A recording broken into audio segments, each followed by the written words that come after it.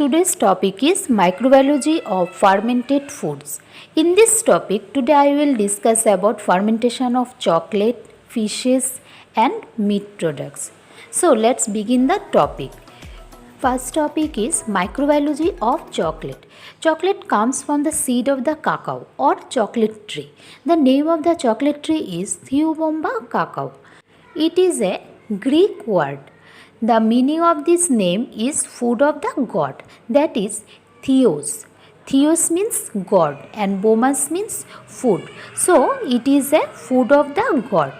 And the specific epithet from the Native American word for the plant. The chocolate tree is native to Latin America and was transplanted to West Africa in 1824 by the Portuguese. Now let's know about the chocolate tree. This chocolate tree produces small flowers along its trunk that are pollinated by midges, a type of fly. Each pollinated flower produces a large pod containing 30 to 40 bitter seed, which is embedded in a sweet sticky pulp. This sweet sticky pulp was a staple food for the Mayans approx 2000 years ago. These Mayans and Aztecs also used the seeds to make a chocolate drink. While Columbus brought the chocolate seed to Europe in 1502, the Spanish in the 17th century added sugar to the bitter beverages to produce the food of the god that Leonard and many others have enjoyed. So, guava seed must be fermented, dried and roasted to produce the chocolate flavor. So, fermentation and drying are done at the farm that grows the chocolate trees. After harvesting, pods are split with a hammer to reveal the seeds that covered with pulp. Split seeds are peeled in a heap covered with banana leaves and placed in a covered box. While in this heap, this sticky pulp becomes a turbid broth and the guava seed absorb flavors from the surrounding broth. In this condition, the chemical composition of the pulp changes from being kept in the heap for 5 to 7 days. These changes are a result of microbial growth. The sterile pulp gets inoculated with a variety of microorganisms from the maggot and worker's hand, carrying basket and fermentation boxes. During the first 24 hours, the seeds germinate and plant enzyme hydrolyzes the sucrose to glucose and fructose. As microbes grow in the sugar, they produce heat, which is trapped by the cover of the heap. Here, the temperature of the fermented heap reaches to 40 to 50 degrees centigrade, which kills the plant embryo. So, chocolate acquires its color and flavor during fermentation. A variety of microorganisms grow in the fermentation heap, but they do not grow at the same time. When one organism starts growing, it alters the environment and inhibits its own growth, but the new condition and favors for other species. This is called microbial or ecological succession. So, the pulp contains mostly water with 10 to 15% sugar. The high sugar content in the pulp flavors the growth of yeast, which ferments sugar to ethyl alcohol in the anaerobic heap. 11 different species of yeast has been isolated with Saccharomyces cerevisiae and of that group. So, in this condition, Candida rugosa and other microbes are most abundant. So, to produce ethyl alcohol, the yeast hydrolyzes the pectin that covers the seeds. Experimental fermentation indicates that Saccharomyces cerevisiae decreases the bitterness of the final product. Without pectin, the bitter alkaloids may leach out the seeds or may alter by alcohol that may now enter the seeds. So, next, the yeast are killed by the alcohol they are produced, and as the temperature rises, lactic acid bacteria such as Lactobacillus and Streptococcus grow. The pulp is stirred and drained to accelerate it. The presence of oxygen and the lower pH now favors the growth of acetic acid bacteria, that is Azotobacter or Gluconobacter. So, after 5 days, the fermented mass contains up to 10 to the power 8 microbes per gram. Now, the beans are then dried, and this dried condition allows molds to grow, that is Geotrichum. And Geotrichum oxidizes the lactic acid to acetic acid and succinic acid. Now, if fermentation is allowed to continue beyond 5 days, microbes may start growing on the beans instead of the pulp. So, off-test result when Bacillus and filamentous fungi include Aspergillus, Penicillium, Mycor, hydrolyzes lipid in the beans to produce short chain of fatty acid. As the pH approaches 7, Pseudomonas, Enterobacter or Escherichia may grow and produce off-taste and odor. Now, the dried beans are bagged for sale to chocolate manufacturing companies. Chocolate beans are sold at the Coffee, Sugar and Quokka Exchange in New York City. The first step in manufacturing is to roast the beans at 121 degree.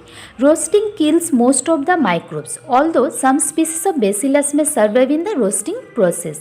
In continuing effort to produce consistent and high quality flavor, researchers are studying how many pots to produce in the heap. So, how long to ferment or how to cover the heap or when the start to pile. So nowadays microbiologists are examining the roles of each microbes in the fermentation process to determine whether direct inoculation with one or more species is better than the present method of fermenting with wild type of microorganism. Biochemists and food scientists are also investigating this matter for the chemicals responsible for chocolate flavor. So this is all about the basic about chocolate. Microorganisms are also used in the production of finished chocolate products. That is, alpha amylase obtained from Aspergillus is used to hydrolyze starch for chocolate syrup, and invertase from Saccharomyces is used to hydrolyze sucrose in filling mixture to make soft scented chocolate covered candies. So, this is all about the chocolate products. Now about the journey from quokka to chocolate. Quokka beans are stored in silos or warehouses in their original snacks. Imported raw quokka is subject to strict quality control. Here, laboratory technicians ensure that the beans are healthy, perfectly fermented and dried, and have suffered no damage during transportation. So, silicos measuring from 40 to 120 feet in height can store up to 1000 tons or more quokka beans. The raw quokka is stacked up by powdered vacuum and fed into the silicos. So, you must have able to identify the beans according to their particular type and origin in order to control the flavor by blending beans for roasting. For that, we need to follow some steps. First step is cleaning. Second is roasting. Third one is shell removal. Fourth one is nibs are ground. And the fifth one is quokka is separated from quokka butter. And sixth one is for other ingredients which are added to the chocolate liquor. And the seventh step is conching machine kneads the chocolate paste. And the eighth step is chocolate is tempered by heating, cooling and reheating. And the ninth step is liquid chocolate is temporarily stored. Here, a necessary step conker are always filled with the highest amount of chocolate for efficiency. For longer periods, it is solidified, usually in the form of 100-weight blocks. These blocks must be reheated before further processing so that they liquefy again. Automation has moved in on the chocolate industry. Nowadays, computers are carefully programmed to control and coordinate the entire chocolate making processes. Next one is about meat fermentation. Meat fermentation is a complex biological phenomenon accelerated by the desirable action of certain microorganisms in the presence of a great variety of competing or synergetically acting species, mainly acquired from meat. Dry cut sauces are one of the oldest forms of preserving meat and are typical of Mediterranean countries with a dry climate. Whereas smoke cut sauces or cooked sauces prevail in countries with a colder climate. In general, the quantitative characteristics of naturally fermented sauces are known to be largely developed in the quality of the ingredients and raw materials, the specified conditions of the processing and ripening, and the composition of the microbial population. since different genera and species and even strains have been shown to significantly affect the sensory traits of fermented sauces. The microbiological ecology of fermented sauces has become of increasing interest over the last few decades. Meat is mostly subjected to deterioration by the growth of several microorganisms. While these spoiling microorganisms are not accepted in raw meat and meat products, certain types of fermentative microorganisms, especially the LAB, which either exist in raw meat naturally or added by the producer and are used for the production of fermented meat products. These desirable microorganisms added to the meat raw and are called as starter culture, and they can be single species or the mix of certain microorganisms. The important microorganism for sausage preparation is gram-positive and rod-shaped and are mostly Lactobacillus, Micrococcus or Staphylococcus. But in some fermented sauces, particularly those products in France, Spain and Italy, the sensory properties of the products are also influenced by the development of the surface flora, which consists of mold and yeast. The surface flora of many air-dried sauces consists mainly of molds of the genus Penicillium and protects the product and gives them typical aromas. Most fermented foods, including the major products that are common in Western world, as well as many of those are from other sources that are less well characterized and are dependent on LAB to mediate the fermentation process. LAB enhance the physiochemical properties of sausages and restrict the growth of some undesirable microbes. However, LAB have been reported as major spoilage microorganism in meat products. So, this type of microorganism may cause slime and sour odor formation in sauces. Next is about fermented fish. So, fermented fish products are very popular, particularly in Southeast Asian countries. These products have unique characteristics, especially in terms of aroma, flavor and texture, which is developed during fermentation process. Here, proteolytic enzymes have a main role in hydrolyzing protein into simpler component. Fermentation process of fish relies both on natural occurring enzymes as well as bacteria. Fermented fish products processed by using the whole fish, which show a different characteristics compared to those prepared from headed and gutted fish. So, endogenous enzymes like trypsin, chymotrypsin, elastase and aminopeptidase are the most involved in fermentation process.